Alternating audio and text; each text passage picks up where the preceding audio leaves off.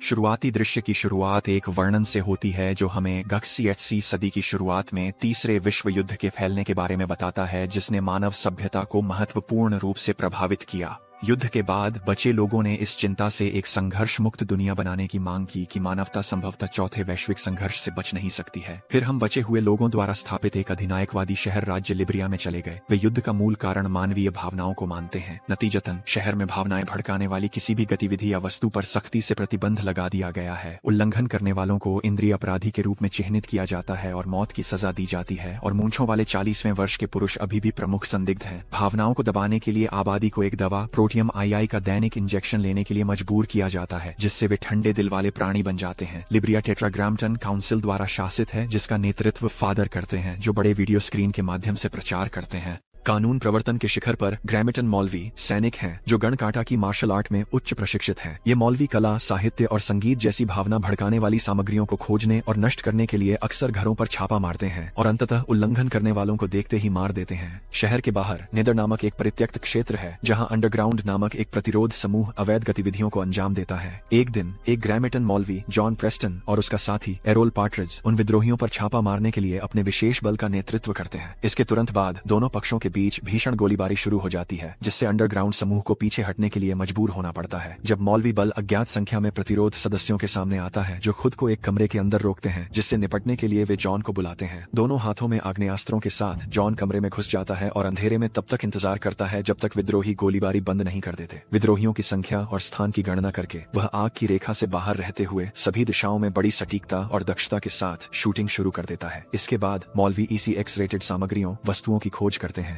जल्द ही उन्हें मोनालिसा सहित पुस्तकों और चित्रों का एक विशाल संग्रह मिल गया। आप उसे छोड़ सकते हैं, जॉन कहते हैं। यह अतिरंजित है। हालांकि इसकी प्रामाणिकता की पुष्टि करने के बाद जॉन ने लोगों को इसे आग लगाने का आदेश दिया। मुख्यालय वापस जाते समय जॉन ने देखा कि उसके साथी ने एक कविता पुस्तक को जलाने के बजाय ले ली है। जब पूछताछ की गई तो एरोल ने उसे बताया कि वह व्यक्तिगत रूप से इसे स्वयं लॉग करना चाहता था, क्योंकि टीम हमेशा निषिद्ध सामग्रियों का उचित रिकॉर्ड नहीं रखती है। बाद में जॉन हालिया छापे के बारे में रिपोर्ट करने के लिए वाइस काउंसिल ड्यूपॉन्ट से मिलने जाता है। इस दौरान ड्यूपॉन्ट को आश्चर्य होता है कि जब कोई व्यक्ति तीव्र भावनाओं को महसूस करता है तो जॉन उसे कैसे समझ लेता है, लेकिन ड्यूपॉन्ट के पास इसका कोई जवाब नहीं है। जब ड्यूपॉन्ट ने उसके परिवार के बारे में पूछा तो जॉन ने बेरुखी से जवाब दिया कि उसकी पत्नी को अपराध करने के कारण फांसी दे दी गई, जिससे वह 2 बच्चों का पिता बन गया। उपवकील के कार्यालय से बाहर निकलने के बाद वह रिकॉर्ड की समीक्षा करने के लिए साक्ष्य विभाग में जाता है, लेकिन उसे पता चलता है कि एरोल ने कई हफ्तों से कोई सबूत जमा नहीं किया है। संदेह होने पर वह पाताल में जाता है और एरोल को निषिद्ध पुस्तक पढ़ते हुए पाता है। जब वह उसका सामना करता है तो एरोल अफसोस जताता है कि लोगों ने वह सब कुछ खो दिया है जो उन्हें इंसान बनाता है। इस नई दुनिया में कोई युद्ध या हत्या नहीं है, लेकिन बाद वाले का तर्क है कि वह मनुष्यों को फिर से भावनाओं का एहसास कराने के लिए खुशी से कीमत चुकाएगा। फिर वह अपनी बंदूक तक पहुंचने की कोशिश करता है, लेकिन जॉन इसे भांप लेता है और बिना किसी हिचकिचाहट के उसे मार गिराता है। कविता का आनंद लेने वाले किसी भी व्यक्ति के लिए एक उपयुक्त भाग्य। घर वापस आकर जॉन के बेटे रॉबी ने उसे बताया कि उसने पहले एक लड़के को रोते हुए देखा था। वह पूछता है कि क्या उसे इसकी सूचना अधिकारियों को देनी चाहिए, जिसकी जॉन पुष्टि करता है। बिस्तर पर जाने के बाद जॉन को अपनी पत्नी के गिरफ्तार होने का सपना आता है। जब अधिकारी अंदर घुसे तो उसने तुरंत 2 लोगों को निहत्था कर दिया, लेकिन जैसे ही उन्हें पता चला कि उसकी पत्नी एक अपराधी थी, वह रुक गया। ले जाने से पहले उसने उसे चूमा और कहा कि वह उसे न भूले, लेकिन शायद उसे इसकी परवाह नहीं थी, क्योंकि वह गंदगी महसूस नहीं कर सकता। अगली सुबह तैयार होते समय जॉन गलती से प्रोटीन की अपनी सुबह की शीशी गिरा देता है। रॉबी ने इसे नोटिस किया, इसलिए उसने अपने पिता को प्रतिस्थापन के लिए इक्विलिब्रियम सेंटर में रुकने की याद दिलाई। हालांकि जब जॉन केंद्र में पहुंचता है तो उसे पता चलता है कि कुछ आतंकवादियों द्वारा की गई परेशानी के कारण यह अस्थायी रूप से बंद है। तभी एरोल का स्थानापन्न एंड्रयू ब्रांड मैरी नामक एक संदिग्ध इंद्रिय अपराधी के घर पर अपने अगले छापे के लिए जॉन को लेने आता है। ऊपर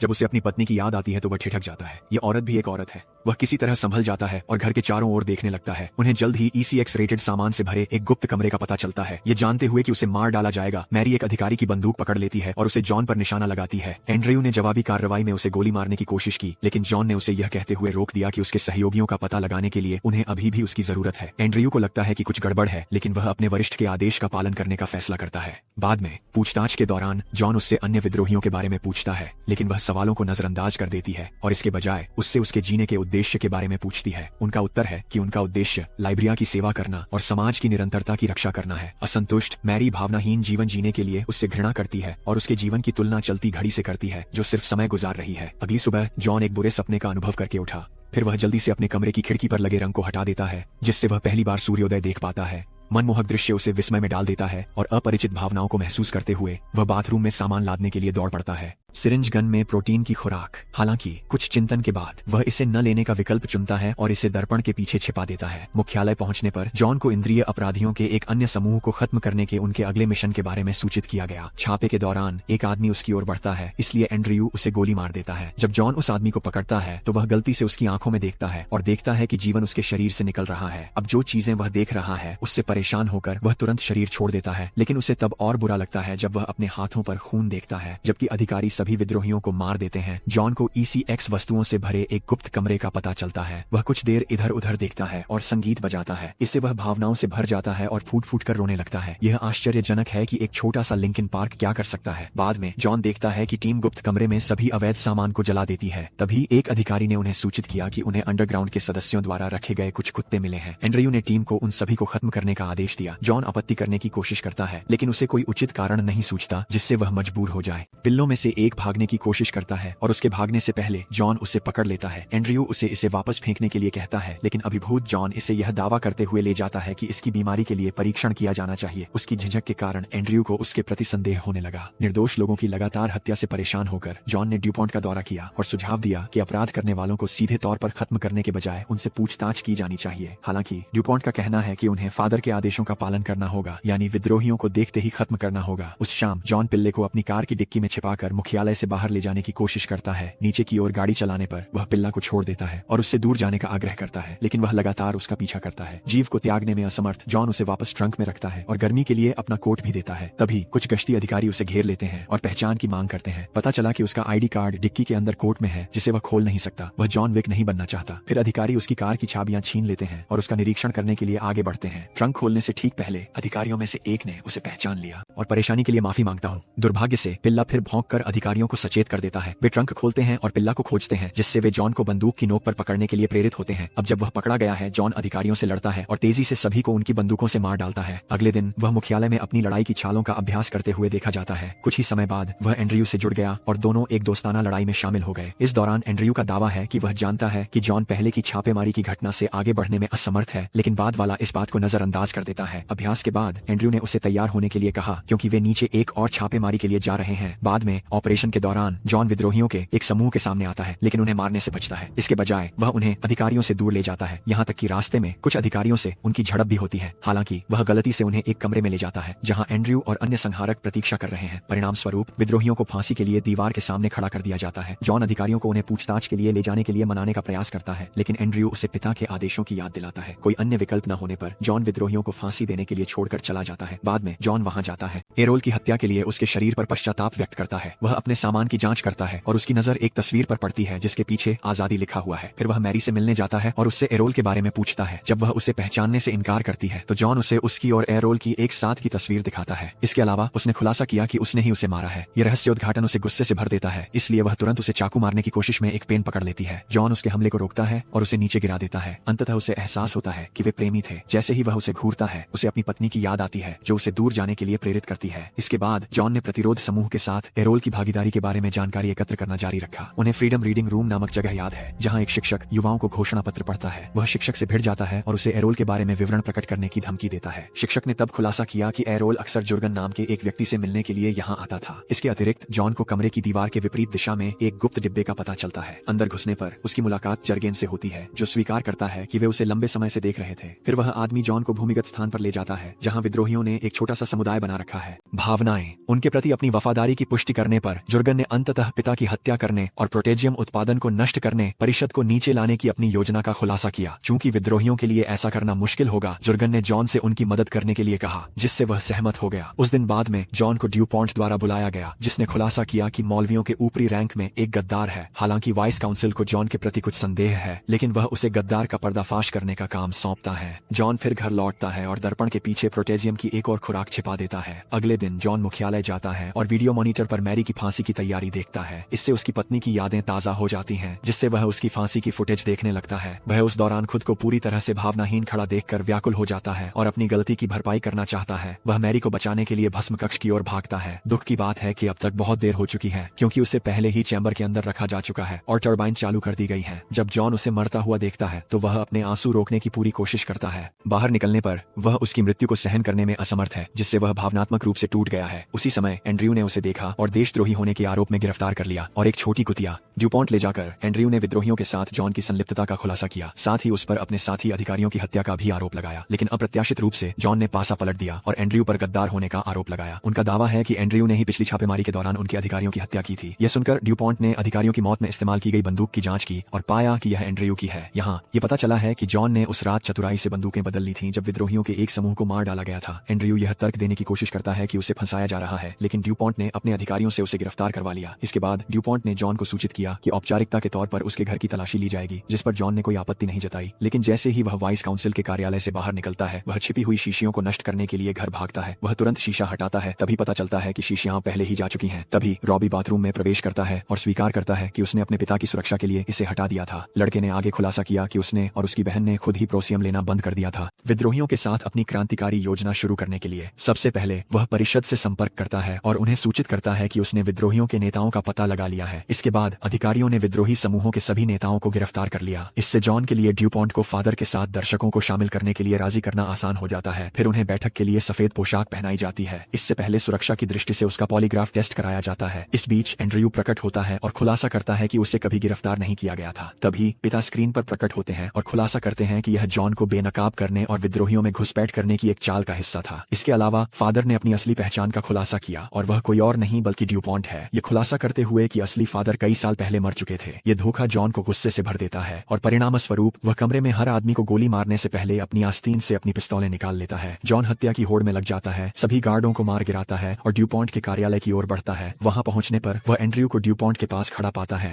उनका अंगरक्षक है। जैसे ही वह कमरे के अंदर कदम रखता है, वह कुशल तलवारबाजों के एक समूह से घिरा होता है। जॉन त्वरित कार्रवाई में एक तलवार निकालता है और कुछ ही सेकंड में उन सभी लोगों को मार डालता है। इसके बाद एंड्रयू द्वंद्व युद्ध के लिए आगे आता है, लेकिन जॉन के सामने उसका कोई मुकाबला नहीं साबित होता है, क्योंकि जॉन उसे 3 त्वरित स्लाइस के साथ खत्म कर देता है। यह देखकर ड्यूपॉन्ट उसे मार गिराने के प्रयास में अपनी बंदूक की ओर बढ़ता है। हालांकि जॉन इतना तेज है कि वह बंदूक चलाने से पहले जमीन से एक बंदूक पकड़ लेता है। इसमें पेशेवर होने के नाते जॉन आसानी से ड्यूपॉन्ट पर हावी हो जाता है और अंततः उसे गोली मार देता है। जब आपके पास क्रिश्चियन बेल है तो पूर्ण विद्रोह की जरूरत किसे है? इसके बाद जॉन ने पूरे कमांड सेंटर को ध्वस्त कर दिया, जो लिब्रिया में पिता के प्रचार को प्रसारित कर रहा था। फिल्म तब समाप्त होती है जब विद्रोहियों ने प्रोसियम विनिर्माण संयंत्रों में विस्फोट करना शुरू कर दिया, जो क्रांति की शुरुआत का संकेत था। इस तरह के और वीडियो के लिए सब्सक्राइब करें, नोटिफिकेशन चालू करें और चैनल की मदद के लिए एक लाइक छोड़ें। देखने के लिए धन्यवाद।